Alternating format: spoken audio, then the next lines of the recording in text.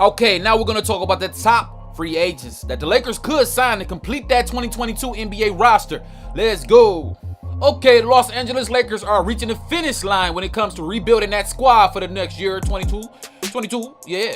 With the addition of Rajon Rondo, the Lakers currently have a 13-player roster with 15 players allowed in total. And that leaves one more likely signing, and we could have already gotten to the hints of that direction and where it might go. Yeah, the Lakers have opted out against signing Jared Dudley's, bye-bye, who is supposedly a great team chemistry guy, but with the intent of adding young players, I suppose. Here we go. Obviously, they need young players to be a final piece for the franchise. All right, the first player who came to mind was Garrison Matthews. Garrison Matthews is far and away the best young option for the Los Angeles Lakers to sign at this point during free agency. There was a conversation with him and the management of Toronto Raptors. Hey, with signing a guy like this is going to be very important. The most intriguing thing with Matthews is his three-point shooting, and he's adding a lot of three-point depth. That would add some fire to the Los Angeles Lakers. While the backcourt is rather crowded, Matthews can play the three and still gives the Lakers a solid little shooting wing. There's nothing wrong with adding a little bit more shooting depth, especially with the variety of players on the roster for the Lakers. There will naturally be someone who disappoints and is not shooting as expected, and having another great shooter to counteract those type of situations is huge. All right, let me bounce into this. Hey, Matthews is 24 years old, and he has 2 years under his belt. And he's already played a combined of 82 games and has a career three-point percentage at 38, almost 39. Whew, that's not bad at all. Hey, it is a small sample size, but it's still an entire season's worth of great shooting that's very pro-efficient. Yeah. Now let's make it clear. He's not a defensive stopper, but he's not a liability on D either. With Frank Vogel, Matthew could defend and be one of the league average defenders at worst, all right? I'm going to say that and leave it at that. The only thing working against Matthew is the depth in the position that he plays and the potential. It's not guaranteed that the Lakers may add another guy to the front court instead. Hey, but if that is the case, there are young players who are free agents, not as polished, but could have some potential, Slow it down. Okay. All right, we got our boy Jared Vanderbilt, Minnesota Timberwolves restricted free agent.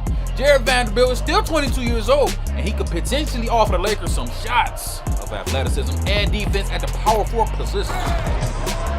Yes, sir. At 6'9", 214 pounds, Vanderbilt fills the vital role at that power forward spot. His athleticism allows him to sky for rebounds and gives him the defensive ability and versatility that the Lakers could use with them old-ass legs. He has a huge impact over the game overall. Yeah, Minnesota gives up 115 points per game versus 109 Vanderbilt minutes. You do the math, my boys. And after getting limited playing time in his first 2 seasons, Vanderbilt averaged a career high at 5 points per game, 5 rebounds, almost 6, 1.2 steals, and 1 steal per game. And last season, he was really efficient in terms of shooting at the rim, shooting that ball 72%. Let's go. Although his shooting range is limited, Vanderbilt is an aggressive player, not afraid to tap the basket. Yes, sir. And in transition, I like it a lot. He can get busy. Showtime won't be the same without that transitional flair. Let's go, young fella.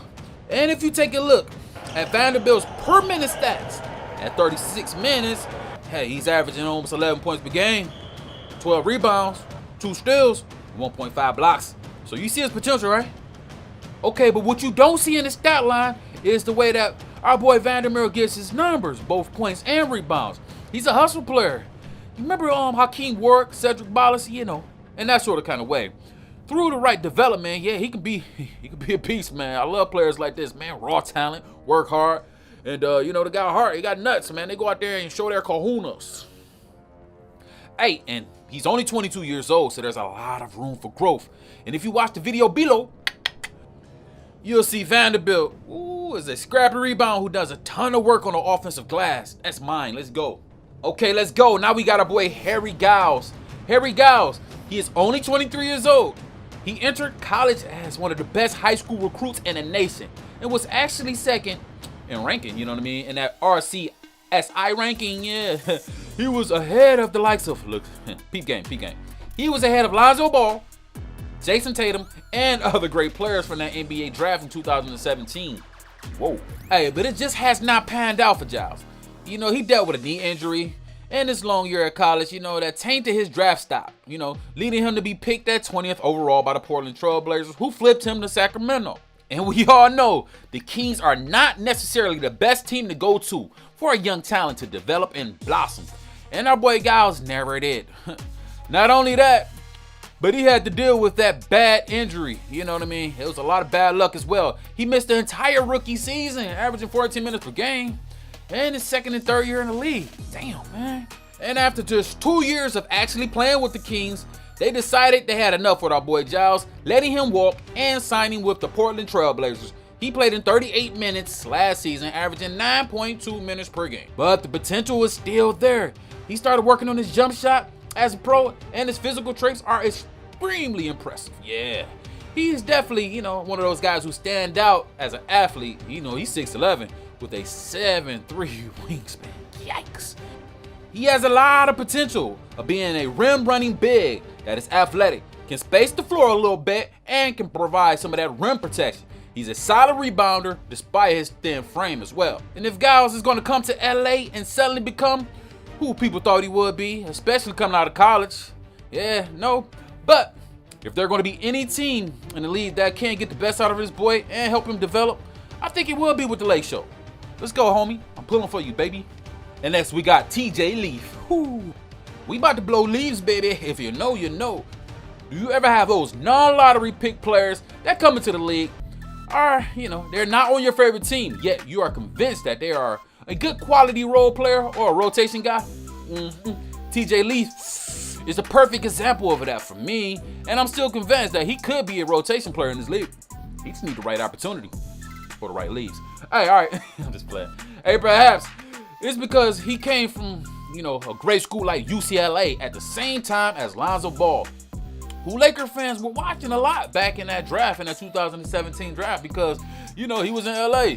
Regardless, you saw the boy. Leaf, he seemingly has the makings of a stretch forward in the league, but he just has not got the chance. Bam. Hey, Leaf has never averaged more than 9 minutes per game in a season. In his last season play in the 7 games, his stock is certainly at an all-time low.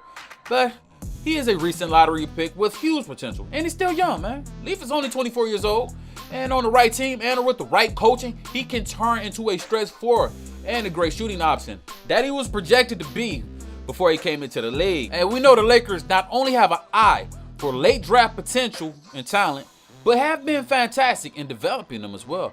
Perhaps our boy Leaf could be another success story, man. I'm pulling for you too, man.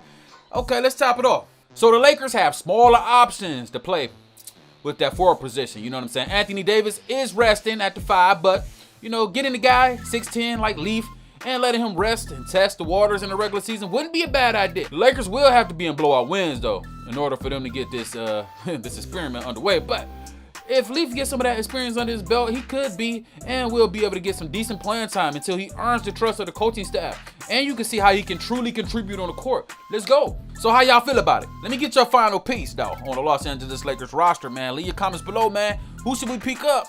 Should we pick up some more young guys or some more old heads? What y'all think? I think we need some more young guys.